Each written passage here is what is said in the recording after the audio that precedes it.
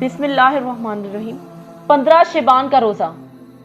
حضرت سیدنا علی مرتضیٰ شیر خدا سے مروی ہے کہ نبی کریم صلی اللہ علیہ وسلم رؤوف رحیم کا فرمان عظیم ہے کہ جب 15 شعبان کی رات آئے تو اس میں قیام یعنی عبادت کرو اور دن میں روزہ رکھو۔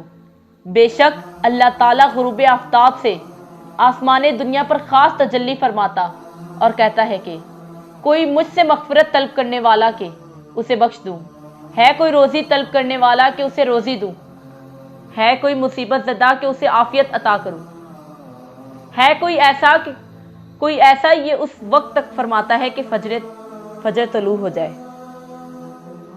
پھر حضرت انیس رضی اللہ تعالیٰ عنہ بیان کرتے ہیں کہ نبی کریم صلی اللہ علیہ وسلم سے سوال کیا گیا کہ سب افضل نفلی روزے کون سے ماہ میں ہیں؟